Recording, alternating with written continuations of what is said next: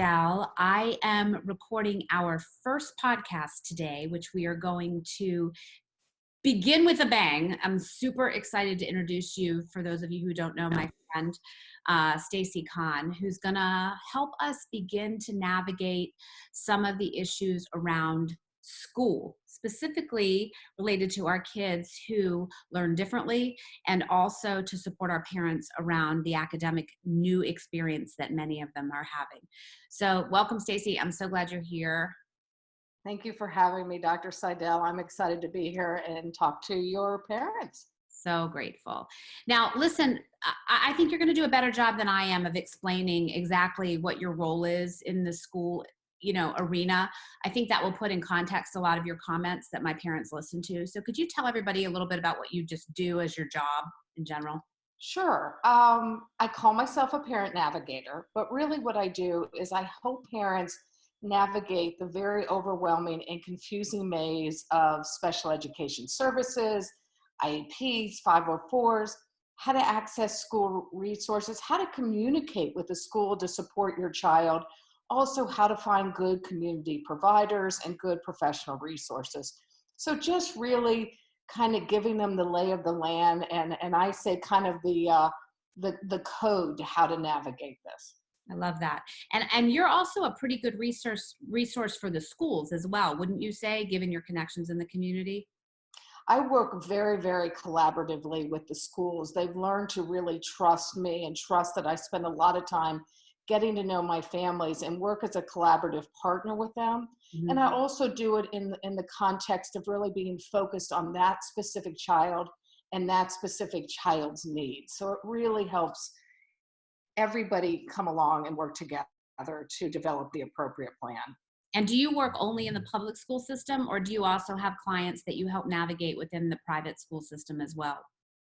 So I work predominantly in the public school system just because a lot of the laws like IDEA, the Individuals with Disabilities Education Act, which talks about services that schools are required to provide, are only mandated for the public school system. However, a lot of private schools work with me when they have children already or students in their building that they want to help support, or if they find that they have students in their building who they're not the right fit for. So how can I help that family find a more appropriate fit for their child?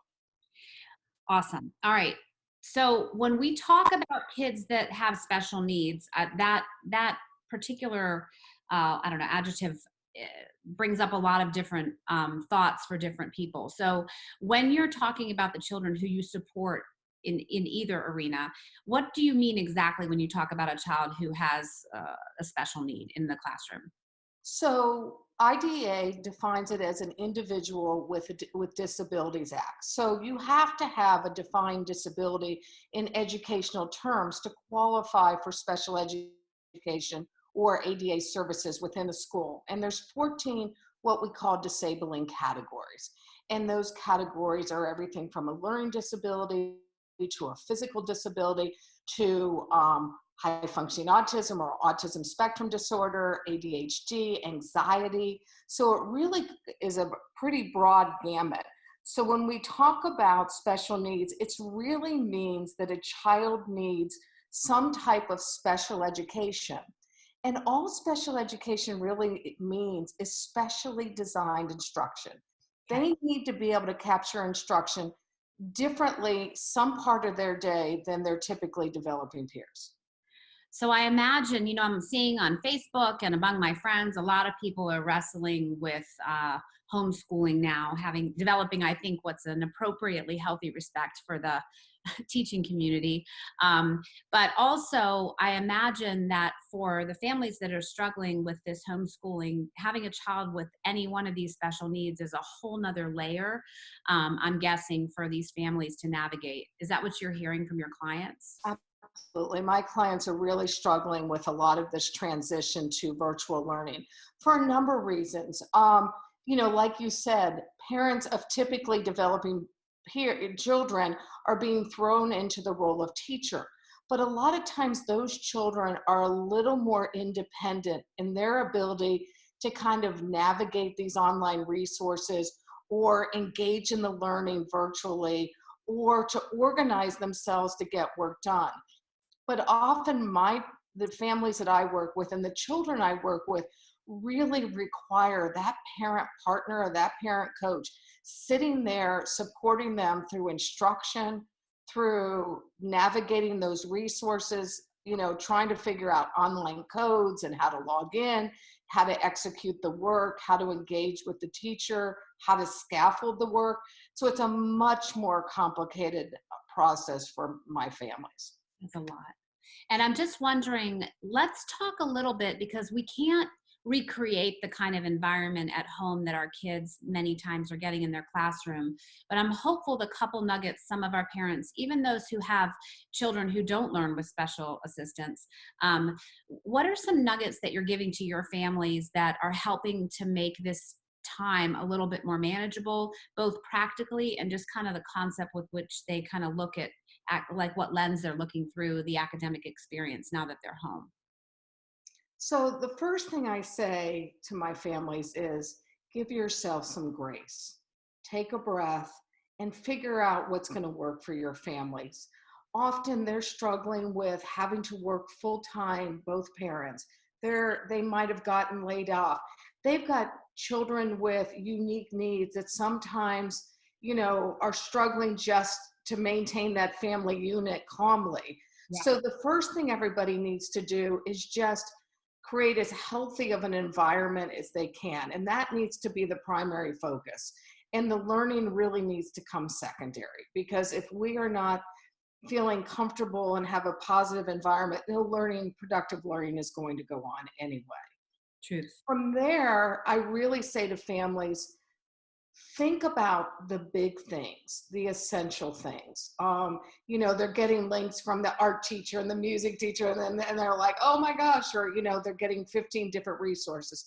I said, pare it down, really take your priorities to be, reading, writing, and math, but particularly reading and math. Those are the foundational skills that are going to support your child going forward in all those other subjects. And even if all you do is read to your child every day, it exposes them to vocabulary, exposes them to literature. Get audiobooks that they'll enjoy, listening to. Find some of those math skill gaps and really hone in on it. It's a great time to kind of get those math facts down.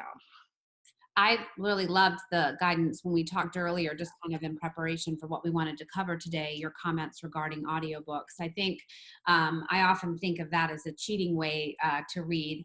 But what I heard you say is that the benefit of still hearing the vocabulary, and I think that's a good pearl for all of our parents. We have so many kids on technology right now, and that's the way they're making connections with their friends. Even going for a walk and putting an Audible on or an audiobook has merit. And I'm definitely my kids are gonna be thrilled to hear that we're gonna be doing that a little bit more than me nagging them to just read a book. There's a lot of brain studies that say that even listening to that audio book prompts that same brain center. So, and like you say, get them outside walking with earphones on, listening to an audiobook. You get a 2-for-1 on that one. And I'll also comment, which I'm sure you didn't mean the way, I'll also comment that I don't want to minimize the value of art and all of the other things that parents are getting. But I think especially for our special needs kids, but also for the parents who are working and feeling stretched a lot, I think honing down, and it maybe one day all that is art. It's fine too, but really just anchoring into a couple of foundational things will really help everybody feel like they're being successful. At least we tackled this today, and that's exactly. improve that. And the art may be exactly what you want to focus on, because that may be their love, or that may be a way to engage them in another way. But, don't get overwhelmed by all these things that you feel like you have to do to be a good parent and a good homeschool teacher. Yeah, for sure. And I think we were alluding to as well, I mean, I see in my office a lot of parents who have many of the same learning issues that their children do. That's kind of an experience that they have connected together. And so sometimes it's not intuitive to the parent to organize the day, you know, to really, this is working from home. My son is emptying the dishwasher. Um, so, you know, to have the parents also seek some support. And I think you shared with me that even though we're getting a lot of links with lots of other suggestions on how to help navigate, you were going to also give me some things that I could put at the end of our podcast and through your website that we can use. Will you share the one that we talked about, though, to parents in case they don't get to the show notes and really want to?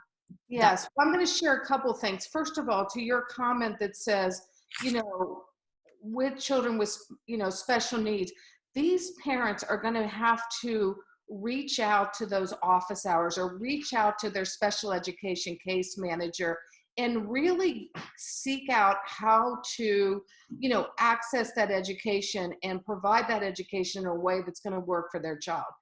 Most children with special needs are getting 80% or more of their education through the general education teacher, but without being in that classroom with that teacher and that case manager, they're not getting the needed scaffolding. So this is going to be a time when parents are going to have to proactively seek out, how do I make this accessible for my child? And really contact that case manager. And email may not be the way to do it. You may need to say, I need to do a video chat with you, or I need to talk to you on the phone so that you can help me help my child. But this is really the time to seek that help and those resources. The other thing is Common Sense Media is, it's a great clearinghouse for a lot of things, but right now nationally, they've been earmarked as kind of the central clearinghouse for a lot of these resources that used to be paid resources, but are now being available during COVID-19 as free resources. And it's called wideopenschool.org. Common Sense Media is like a parent company for that? It is a parent company for that. A lot of times this is their typical Common Sense Media is where you can go on and find out about video games, movies, TV shows, and are they appropriate for your children stuff. But yeah, they have been chosen by PBS and Amazon and Google and all that as being the clearinghouse right now during COVID-19. So families, this is a really good pearl for you to take away from this. If you're looking for a place where you're getting inundated with tons of information, the information that Stacey's sharing is a website that called wideopenschool.org, where you can access some of the most significant information that might make it easier for you to not just be all over the place on the internet looking for homeschooling activities. The other thing to know is that while we're not having IEPs, goals, special education, being supported in the same way that we would have wanted them to be if it were face-to-face school, most of Wake County now is doing virtual IEP meetings through a Google, I think it's Hangout or Google Meet. And those IEP meetings for annual reviews and transitions, if your child is making a transition from elementary to middle or middle to high, are happening right now. So if your case manager hasn't reached out to you, send them a gentle email and say, hey, can we get that scheduled? I love that. So they don't have those on hold right now. They have started them slowly, and what is on hold is they are not right now doing initial IEPs to determine initial eligibility, and they're not doing reevaluations because those typically require evaluations by the school psychologist, and those can only be done face to face. Now, so those are being on hold. So can the teachers, sorry to interrupt you, can the teachers one-on-one also give time to the students in many situations? Is that something that you're hearing is going to be happening? Like, is there a time when they can connect once a week with the families? Or does my understanding, and it's starting tomorrow, so I think we're going to kind of learn as we go, is that every teacher has to provide, this is in Wake County, has to provide at least 1 hour a week of live office hours where they're accessible to help a family and to help a student. That's awesome. Okay. And, in addition to giving yourself grace as you're teaching your child at home and not seeking perfection. I'm a recovering perfectionist as it is. So You and me both. it's time, as they say. But also giving our teachers some grace as they're transitioning, I think is appropriate. I have a teacher that I'm going to have on later in the week, and they're also navigating a whole new as well. And so I think it's going to be an important time for us to recognize that our kids are doing the best they can, we're doing the best they can, and so are the teachers. And they were given minimal to no training. I mean, this has all been done within weeks. So, some teachers navigate technology far better than some other teachers. Yes. And so they're all trying to figure this out right now. Yes, no doubt about that.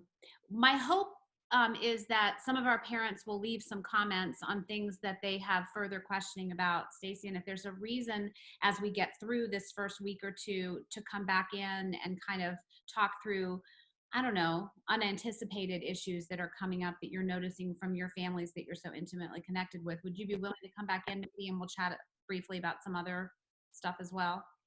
Absolutely. I would love to be helpful, and I would love to hear what your families are saying, because frankly, I'm getting pieces from, staff that I know in Wake County, and also, what my families are saying. But I think every time we kind of share information, we glean a little bit more about how to make this work better for everybody. No doubt. And I know you have a new website out, and I'm also going to have that linked on it. But if you want to verbally say what it is so parents can look at that, because I think you told me you were going to also have some really good links there as well. Will you share that with me? Yes. My website is triangleparentnavigator, all one word.com. And if you go to the resources section, there's a pretty comprehensive library there to access a lot of information. I'm so grateful. You are like a gift in our community, and I know you know it, but if you don't, I'll just mention it. I think a lot of our parents, some of our parents luckily haven't needed your services to help navigate the school system, but I'm extremely grateful you spent some time with me today to move through some of this stuff. And You're very kind, Hope. Oh, so good. It's just good stuff. And for my patients, we're going to be on every day this week with a new topic. Some of them will float your boat and some of them won't. But our goal with this podcast in general, at least in the beginning infancy stages, is to really try and provide you with some support around unexpected issues that have come up during this time. And if you like this experience and hearing from your providers at our offices, we'll continue it after COVID is over. And if you have other topics that you think would be really helpful, please don't hesitate to send me a message through our website or just on the comments and let us know both how we're doing and what else you want to hear. So you guys stay safe. Thank you, Stacey, so much for being here. Thank you so much for having me. I appreciate it, Dr. Seidel. Take care.